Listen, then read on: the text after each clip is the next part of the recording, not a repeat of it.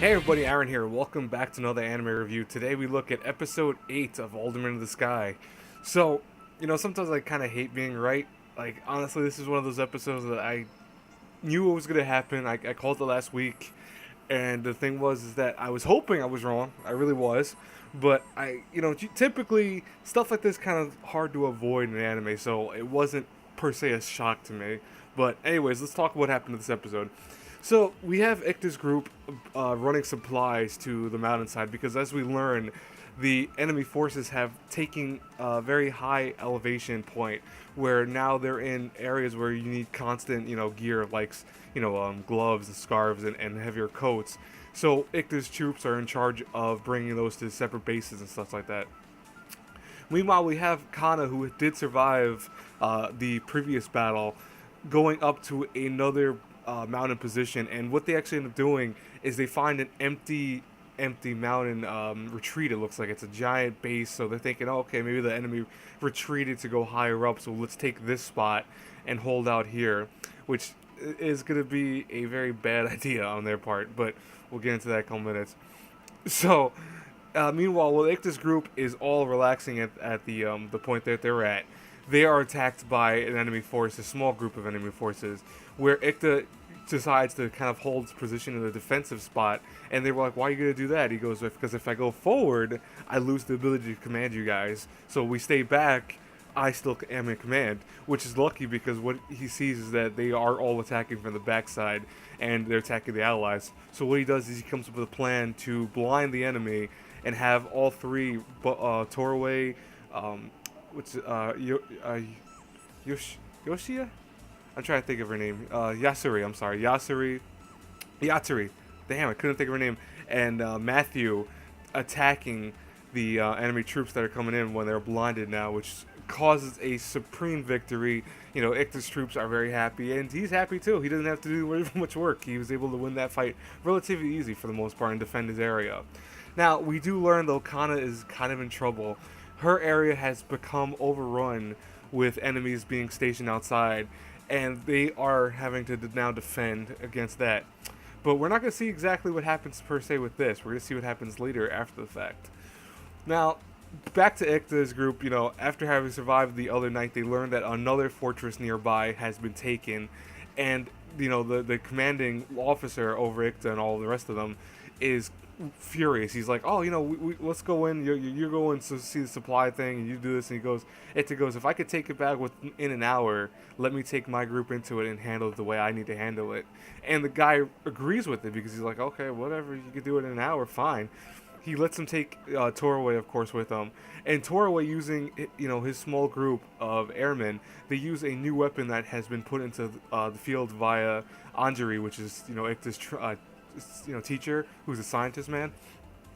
So what he does is he gives them the air rifle many years ago, and the air rifle is essentially a sniper rifle. And in this world, because apparently the air rifle of the current world is not very far-reaching. It's about a regular rifle in our generation.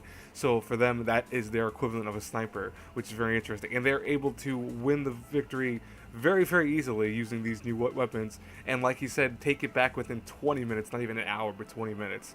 Now, we do see one of Kana's soldiers coming down the mountain and saying that they are in dire need of help. They have not been able to survive against the forces up there. And the thing is that they're suffering from a sickness. And we'll learn about that in a second, because Icta's group decides, okay, let's go help them. And as he's climbing the mountain, he tells everyone to rest for 2 days. And they're like, wait, we're fine. We could go up there in less than a day. What are you telling them? They're staying here for 2 days. He goes, no, we can't stay here. We can't go up right away because of altitude sickness. And the thing is that all the soldiers of the mountainside, because they haven't been acclimated to the higher elevations, are suffering from this now, having now fought, against the first wave of intruders that they successfully defended against. But now there's even more troops going at them, and you can see from one of the characters Kana was talking with earlier, suffering from altitude sickness in a very bad way. All the people around Kana are starting to fall over and just get very sick. Now, 2 days have passed, and Icta goes up and unfortunately says that he sees no movement inside the castle. And when you see the castle, it is completely, desolate. Everyone's dead inside the castle for the most part. I'm not gonna show the imagery because it's a little too much blood, so I don't want to avoid getting copyright claims or anything like that. But what's interesting is that, as I predicted, and I'm not happy about it, I predicted it, but I figured it was gonna happen. Kana's dead. Ikta sees her headband at first, and then he saw her hair ribbon, excuse me, and then he sees in the distance that she was covering the one guy who was already sick, and apparently must have died in the process of covering him and keeping him safe.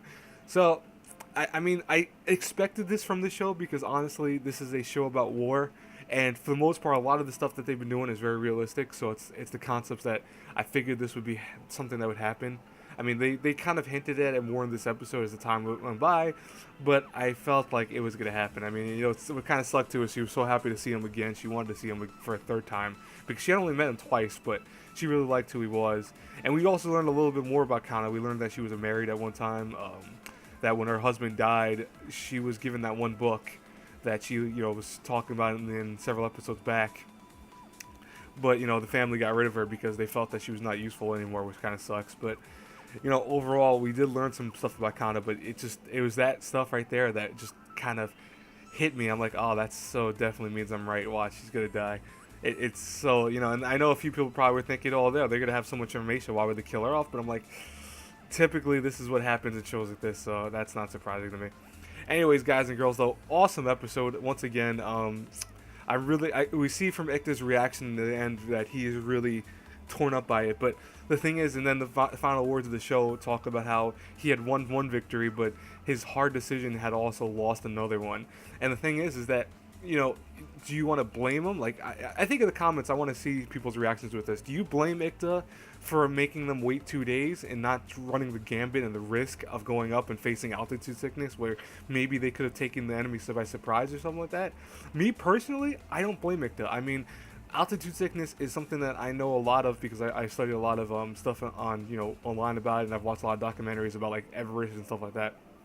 And it is something that it could really mess up people in general. So if you think about it in a war situation type thing, you know, the concept is that if these people are used to this alchemated, you know, temperature and this alchemated height, they can get, you know, alchemated to it. Obviously, they could be able to fight a long time and several hours for whatever purposes they need to do. Meanwhile, if Ikta's group were to go up there and try to rush up there as fast as possible to save Kana's troops, they would have probably died because they would have faced, you know, the altitude sickness, and at the same time, you know, would have been then probably either, you know, surprised by the enemy or something like that. So I really think Ikta took the hard call.